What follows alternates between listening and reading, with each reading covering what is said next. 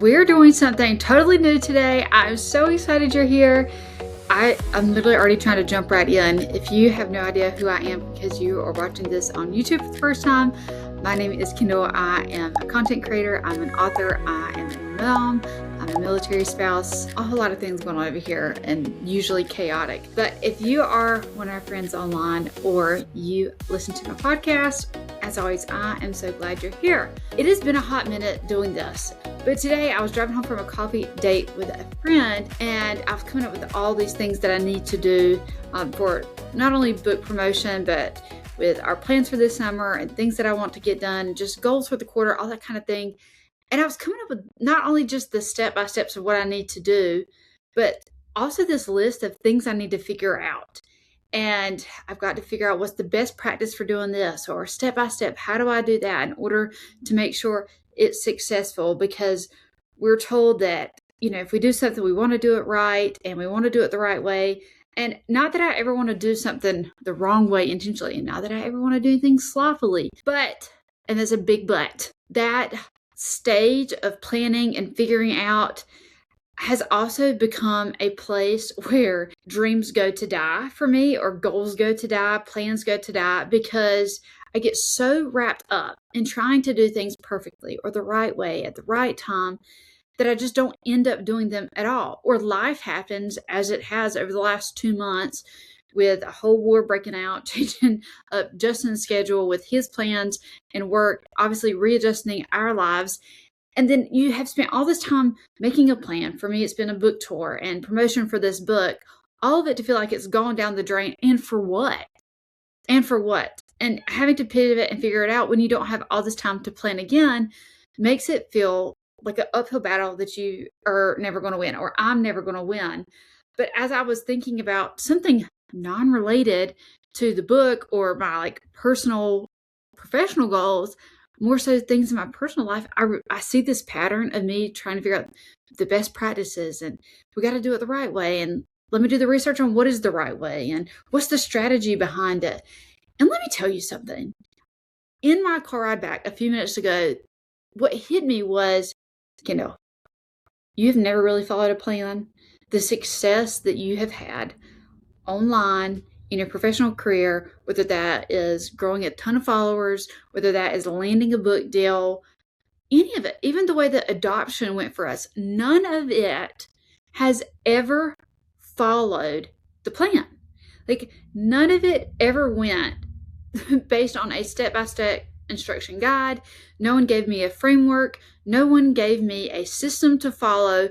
And yet here I am trying to create a system. Here I am trying to reinvent the wheel in order to create success, in order to will something into existence, when there's this pattern in my life where God has been evident in showing me that if I take care of the little things, if I am a good steward of the talents and the resources, of the opportunities that I have, He will keep putting the next right steps in front of me. I don't have to worry about the 6-month plan. I don't have to worry about the 90-day plan. I don't even have to worry about the thing that I have to do every single day in order to make it happen.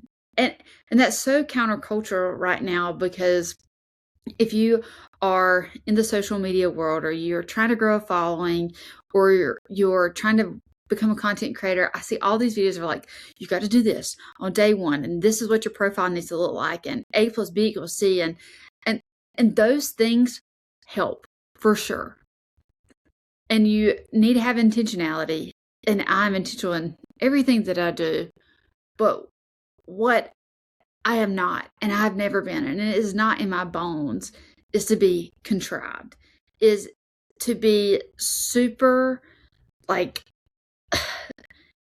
everything is just perfectly curated, and everything has a place, and everything is just so dialed in that it's so type A that y'all know that's not me. If you follow me, you know that's not me. And so why am I trying to squeeze myself and mold myself and just contort myself into someone that I'm not, to chase a goal or a dream that is who I am, that is in line with who I am. So like if the goal and my heart is in the right alignment, but the methodology is not, then I'm not going to get there. Like that's what it feels like today.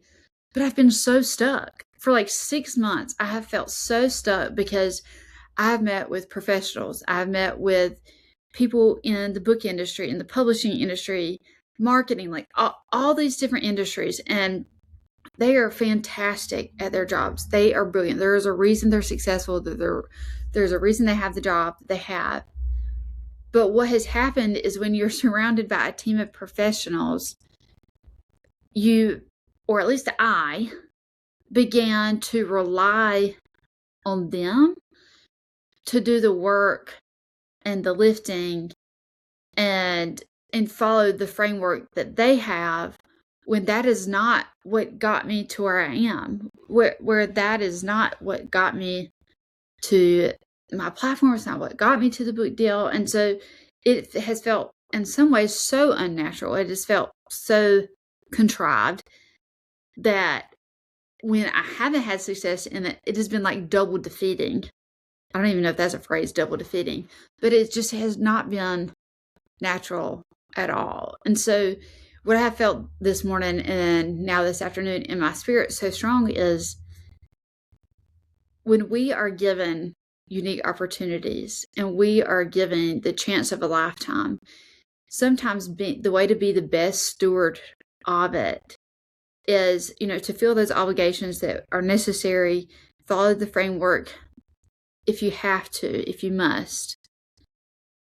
But please don't forget to listen to your gut, to listen to the little voice in the back of your head. And for me as a spiritual person, to the spiritual discernment that you have that says that might have worked for everybody else, but you have to do that in the way that is true to you and that is true to what has gotten you this far. Because I can see based on my own content, I can see based on the things that I've wrote, what has resonated with people, the content that I've created and those words. When it lands is because it comes from this place of just vulnerability and authenticity. And I'm not in my head about it. It's just free flowing. It just comes from this place of creativity and autopilot.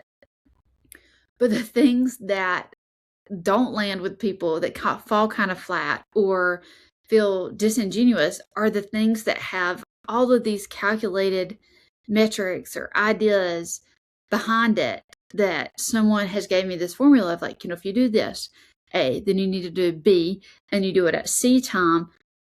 It just doesn't work.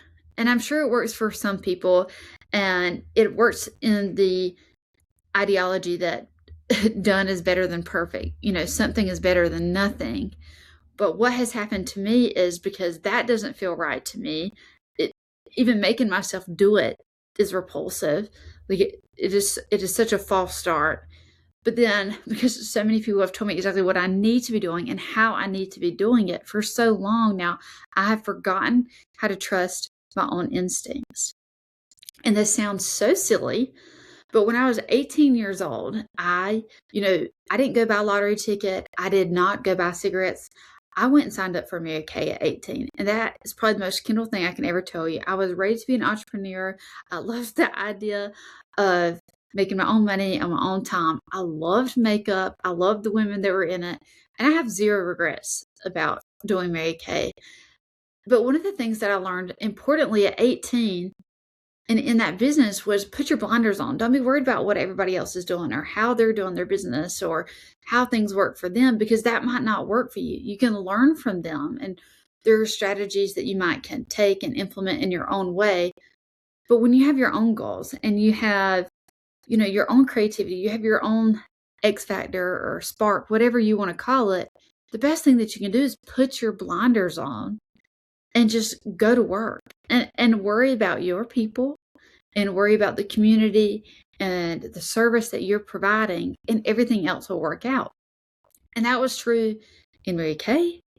That was true as I built other businesses, like with photography and design, and then into branding.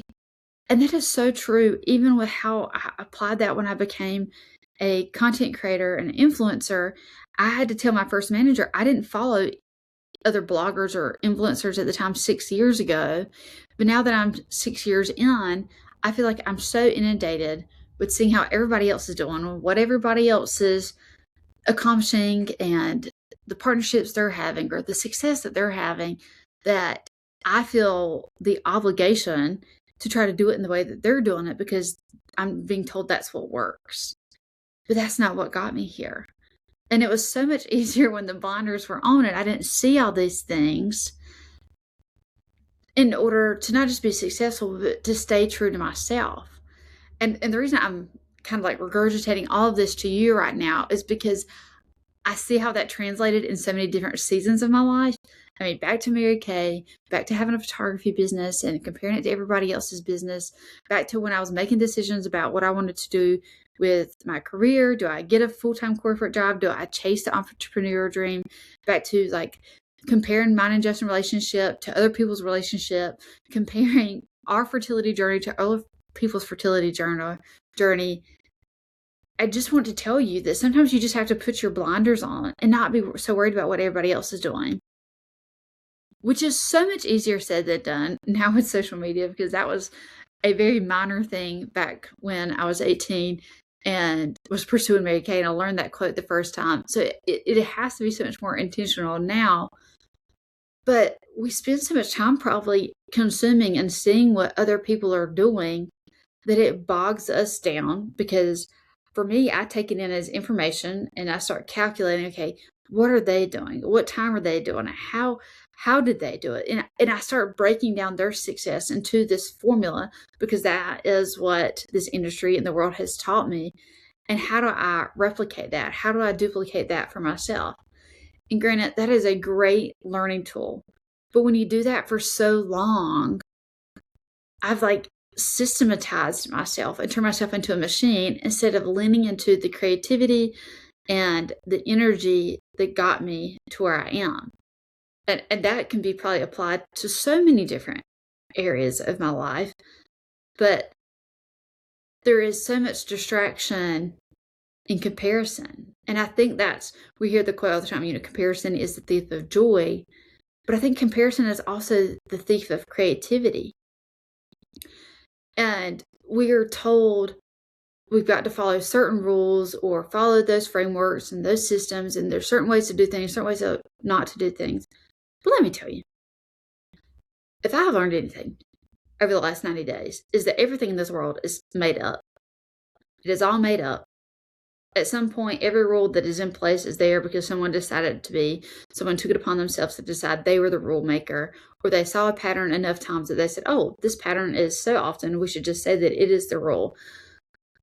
And I know this is such a pick-me statement to make, but sometimes you are the exception. Sometimes your creativity is the exception to that rule. And if I've learned anything with my non-traditional path to become an author, to my non-traditional path of becoming an influencer and creator, because I never set out to do that, is that those things in your life that make you the exception, those things that other people say you should probably tone down, keep quiet, or put in a corner, are actually the things that are going to set you apart and make you successful. And that is a hard pill to swallow because it's so counterculture to everything we're being told right now. But it also is so hard to rewire your brain and to give yourself permission to lean into that. Because if you're like me, if you've been conditioned to do things a certain way, or you're told something so often from people you know, like, and trust, that you believe in that conditioning, which makes it harder to trust back in yourself and to trust in your God-given talents and to your God-given discernment, and leaning into those things that do set you apart and probably are so aligned with the creativity and the success and the dreams that are placed on your heart.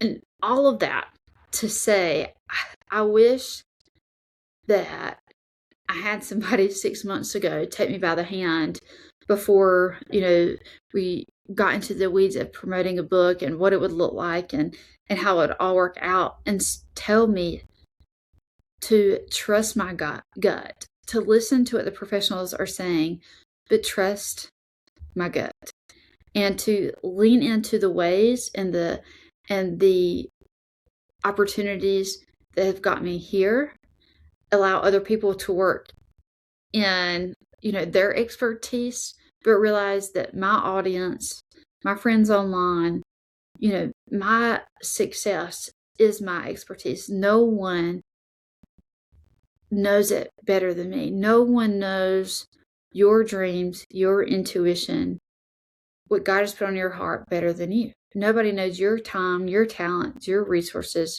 better than you. And I just deep down in my heart of hearts really believe that when we are in alignment with ourselves and with God, and what I mean by alignment is we are pursuing a pure heart with the right intentions, trying to multiply the fruits of the Spirit, trying to show peace, patience, kindness, goodness, mercy, like all of them. When we are trying to channel all of those things, goodness and light to the world, be that light, this, the light that we were taught to let shine. When we are able to use all those things and are doing it with an honest heart and in taking one step at a time with stewardship in mind and our resources in mind, like when we're just handling all the little things, all the big things follow suit. Like my book deal came out of nowhere. Our opportunity with Zadie came out of nowhere. All of these things. And it wasn't because we were following the formula perfectly. It wasn't because we were doing things perfectly, but we were listening to our conscience. We were listening to the Holy Spirit. We were taking one step at a time, prayerfully, carefully, but also just constantly. And I think what has held me back so much over the last 6 months is the fear of, if I don't do it perfectly, then why do it at all? And so I just don't do it. I don't show up. I don't create. I don't talk about it because I don't want to disappoint somebody by not doing it the right way. I don't want to disappoint somebody by it not doing as well as they had hoped, by letting them down, by not hitting the numbers or whatever it is. So I just don't do it. But that is the double-edged sword of, it's not getting me any closer to those goals or those dreams. And I'm also not helping myself or anyone else by not putting out the resources that I believe in, by not sharing about my book that could help other people, that can set people free and be able to live a life where their faith can be deep, but they can ask hard questions of the church and of the Bible and be confident and realize that life is chaotic and it's not always just perfect. And your life not being perfect is not evidence that you're doing things wrong or bad. And so I've just had this so heavy on my spirit this afternoon that I was like, I'm going to record this. I'm going to post it as a podcast episode, and we'll post it to YouTube, whether it is just for me and one other person, but at least puts it out there. And I hope that in 6 months from now, I can say, okay, that was the point where it all clicked, where I let go of the shame of not performing in the way that other people want me to, by letting go of the shame of perfection and thinking things have to be done a certain way in order for them to be perfect. And remembering that my path, and probably so many others, is not this very ordinary, you follow the formula, you're going to get these results path.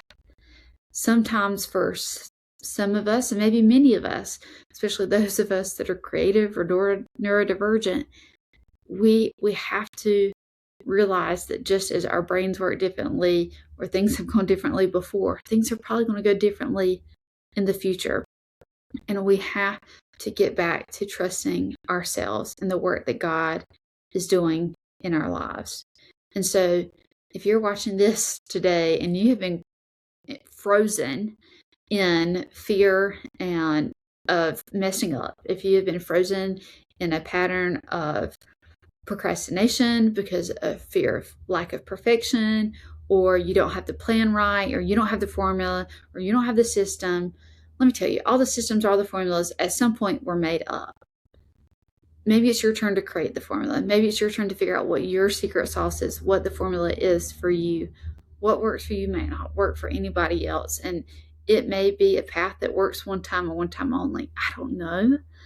But I just want to give you permission, as I'm trying to give myself permission, to lean into your creativity, to trust that work that God is doing in your life, and the time and the resource and the talents that you have, and the connections that you are making. I had no idea when my agent was following me that she was reading and listening to me write and speak. I had no idea. I had no idea that the words I would write in a book would lead to other connections. I had no idea that when we were making our profile book for Zedian's adoption, that I was writing all of those words just for one woman. She was the only person that ever read it. When we were told over 50 women would look at it before we were probably chosen. You just never know.